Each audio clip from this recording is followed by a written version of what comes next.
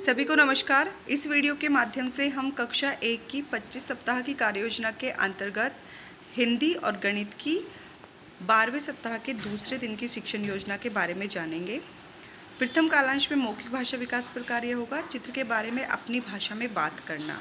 यहाँ पर विषय वस्तु होगी चित्र चार्ट, बरसात। यहाँ पर आप 5 से 7 मिनट चित्र चार्ट पर शिक्षक द्वारा चर्चा होगी। आप चार्ट में दिख रही चीज़ों, घटनाओं, गतिविधियों के बारे में सरल बंद छोर के प्रश्न बच्चों से पूछेंगे, जैसे चित्र में कौन क्या कर रहा है, बताओ आदि। आप ऐसे 5-6 प्रश्न पूछ सकते हैं और प्रत्येक प्रश्न पर कुछ बच्चों की प्रतिक्रिया लें। चित्र चार्ट पर समृद्ध चर्चा 10 से 15 मिनट का यहाँ पर समय देंगे। तो चर्चा को आगे बढ़ाने के लिए आप बच्चों से कुछ खुले छोर के प्रश्न पूछेंगे, जैसे सोचें और बताएं बरसात के पानी में से क्या क्या भीगा होगा आदि। बच्चों को अपने घर की भाषा में बातचीत करने के लिए आप प्रोत्साहित करेंगे। लेखन कार्य में 10 से 15 मिनट का हम समय लेंगे। चित्र चार्ट से ही जुड़ा हुआ कोई चित्र बच्चों को बनाने के लिए कहेंगे और फिर जोड़ियों में बांटकर आपस में चर्चा करने के लिए आप कहें। फिर किन्हीं 3-4 बच्चों को सभी के साथ अपने चित्र पर बातचीत करने के लिए कहें।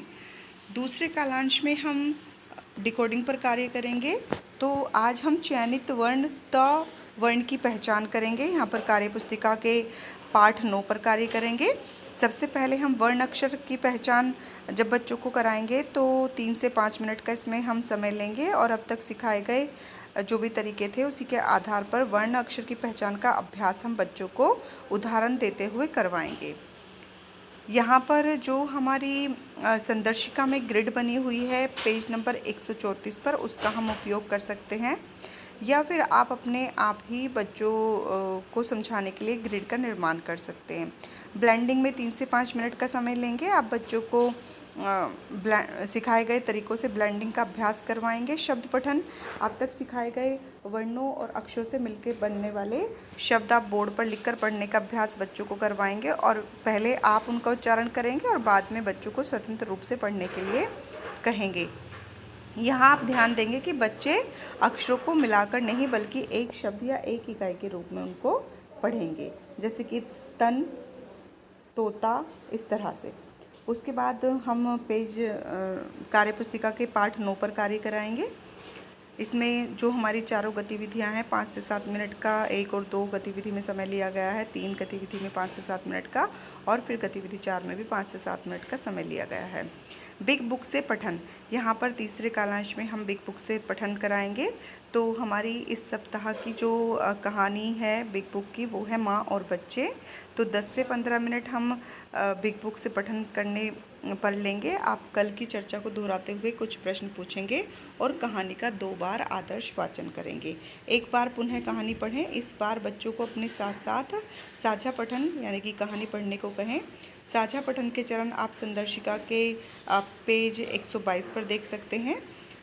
साझा पठन का तात्पर्य है कि जब आपके साथ बच्चे पढ़ रहे हों, आप बच्चों से खुले छोर के प्रश्न पूछें, जैसे सुरीली बच्चों को खेलता देख क्यों पकड़ना भूल गई आदि। अंत में आप कहानी के कुछ मुख्य शब्दों जैसे सुरीली, नदी, बच्चे आदि शब्दों को बोर्ड पर लिखकर लोगोग्राफिक तरीके से पढ़वाएं। बच्चों को उनको पढ़ने का अभ्यास करवाएं। शब्दों को चार्ट पर लिखकर कक्षा की दीवार पर लगा दें। रेमेडियल कार्य में हम 15 से 20 मिनट का समय लेंगे। अब तक स्कूल रेडीनेस के अवलोकन के आधार पर रेमेडियल कार्य करें। उसके बाद हमारा ये कार्यपुस्तिका का कार्यपत्रक इस प्रकार होगा। यहाँ पर जो हमारी गतिविधि 1 और 2 में हम 5 से 7 मिनट का समय लेंगे। चित्रों को पहचान कर उनके नाम की पहली ध्वनि बच्चा अपने साथी को बताएगा और त वर्ण वाले गोले में रंग भरेगा। यहाँ पर बच्चे रंग की जगह पेंसिल का उपयोग भी कर सकते हैं। अगर बच्चों के पास रंग नहीं है तो उसको गोले को भरने के लिए वो अपनी पेंसिल का भी प्रयोग कर सकते हैं। तो जहाँ भी त वर्ण लिखा हुआ है उसको बच्चे भरेंगे। फिर तीसरी गतिविधि में भी हम 5 से 7 मिनट का समय लेंगे। यहाँ पर त वर्ण को लिखने का तरीका बताया गया है कि किस तरह से आपको त वर्ण लिखना है। फिर बिंदु के माध्यम से, बिंदु की सहायता से त वर्ण का निर्माण करना है और फिर बच्चे स्वतंत्र रूप से त वर्ण को लिखने का अभ्यास करेंगे। चौथी गतिविधि में भी हम 5 से 7 मिनट का समय लेंगे। यहाँ पर बच्चे इन शब्दों को पहले अलग अलग और फिर एक साथ मिलाकर पढ़ेंगे। तो इस तरह से ये हमारी हिंदी की शिक्षण योजना पूर्ण होती है। अब हम बात करते हैं गणित की। दूसरे दिन जो हमारी शिक्षण योजना का उद्देश्य है वो है गिनने के सिद्धांत के साथ 1 से 20 तक के संख्याओं को समझना। यहाँ पर हम चौकोर पर्ची लेंगे, हम जो हमारा संसाधन है। तो सबसे पहले 12 से 14 मिनट हम गणितीय बातचीत करेंगे। गतिविधि आधारित हमारी यहाँ पर बातचीत होगी। यहाँ आप 20 बच्चों को एक पंक्ति में खड़ा करें। बाकी बच्चों में से किसी 2 बच्चों को चुनें और उन्हें पंक्ति में खड़े बच्चों को गिनने को कहें। फिर आप पूछेंगे कि बाएं तरफ से गिनकर बताओ कि कुल कितने बच्चे पंक्ति में खड़े हुए हैं, और फिर उनसे पूछेंगे कि दाएं तरफ से गिनकर बताओ कि कुल कितने बच्चे पंक्ति में खड़े हैं। फिर आप उनको समझाएंगे कि पंक्ति को चाहे दाएं तरफ से गिना जाए या बाएं तरफ से, कुल संख्या बदलती नहीं है। पंक्ति को बीच के किसी जगह से भी गिनकर दिखाएंगे कि कुल संख्या में कोई बदलाव नहीं होता। आप बच्चों को स्वयं के तरीक़ों से भी गिनने को प्रोत्साहित करेंगे। आप यहाँ पर बच्चों को घंटी की आवाज़ या ताली की आवाज़ को भी गिनकर बताएं व समझाएं। दूसरी जो हमारे यहाँ पर गतिविधि होगी वो होगा समूह कार्य। यहाँ 18 से 20 मिनट का हम समय लेंगे। आप यहाँ 16 चौकोर पर्चियों को एक रेखा में रखें, जिस तरह से यहाँ पर रखी हुई हैं। कक्षा में किसी एक बच्चे को बुलाएं और पर्चियों को बाएं ओर से गिनने को कहें।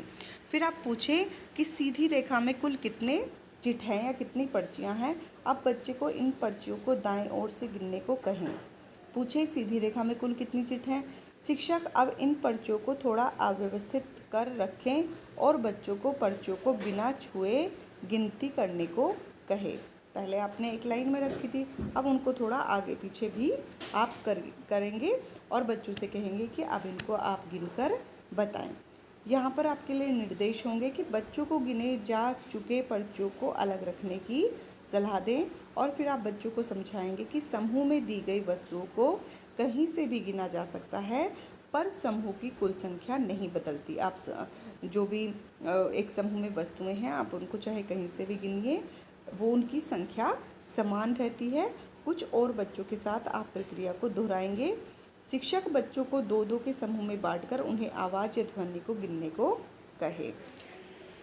तीसरे चरण में हम बोर्ड पर कार्य करेंगे। यहाँ हम 10 से 12 मिनट का समय लेंगे। आप यहाँ बोर्ड पर कुछ गोले बनाएंगे। कक्षा के कुछ बच्चों को अपने स्थान से ही बोर्ड पर बने गोलों को गिनने के लिए कहेंगे। बोर्ड पर कितने गोले बने हुए हैं, आपने जो भी गोले बनाए हैं बच्चों से आप पूछेंगे कि कितने गोले बने हुए हैं। आपने गोलों को गिनने की शुरुआत किस गोले से की थी। अगर आपने कलरफुल गोले बनाए तो बच्चे बताएंगे कि मैंने काले रंग के या हरे रंग के या फिर लाल रंग के गोले से शुरुआत की है। फिर आप देखेंगे कि क्या मैं किसी और गोले से गिनना शुरू करूं तो हम दोनों द्वारा गिने गए गोलों की संख्या बराबर होगी। अगर किसी बच्चे ने काले गोले से गिनना शुरू करा है और किसी ने हरे गोले से गिनना शुरू करा है तो क्या उसकी संख्या, जो भी हमारा ये सर्कल बना हुआ है उनकी, उसमें जितने भी गोले हैं क्या उनकी संख्या समान होगी। इस तरह से आप बच्चों को बताओगे कि हाँ उनकी संख्या समान होगी, क्योंकि इनमें कोई परिवर्तन नहीं है, सिर्फ इनको आगे या पीछे से ही गिनना प्रारंभ किया गया है। फिर आप यहाँ पर स्वयं ताली बजाकर बच्चों को गिनने का कार्य देंगे। उसके बाद आप यहाँ पर देखेंगे कि क्या 70% बच्चों ने प्रश्नों का सही उत्तर दिया है। यदि नहीं तो आप योजना में बदलाव कर दोहराएंगे इस योजना को, जो भी इस योजना का उद्देश्य है। और अगर 70% बच्चे आपके प्रश्नों का, जो भी आपने इस शिक्षण योजना में प्रश्न पूछे हैं, सही उत्तर दे रहे हैं तो आप सप्ताह 12 का कार्यपत्रक 2 करवाएंगे। ये हमारा कार्यपत्रक 2 होगा। यहाँ समान संख्या के अनुसार मिलान करें। यहाँ पर कुछ वस्तुएं दी गई हैं और इधर अंक लिखे हुए हैं, तो गिनकर बच्चे इनके समान अंकों पर निशान लगाएंगे। फिर है लाल रंग दांत से गिने और संख्या लिखें।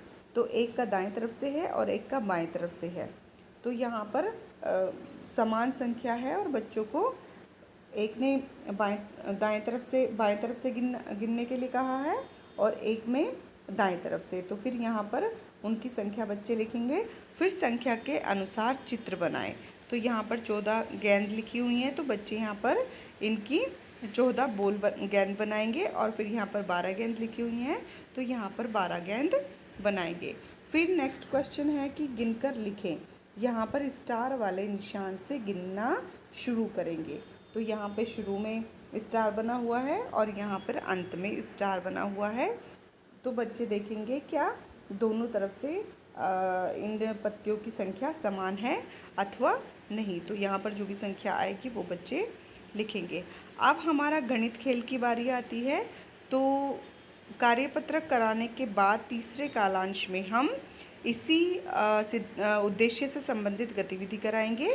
यहाँ पर आप स्वयं से निर्माण की हुई गतिविधि का भी प्रयोग कर सकते हैं, अन्यथा आप सुझाई हुई गतिविधि का भी प्रयोग कर सकते हैं। संसाधन में हम माचिस की तिल्ली एवं रबर बैंड लेंगे।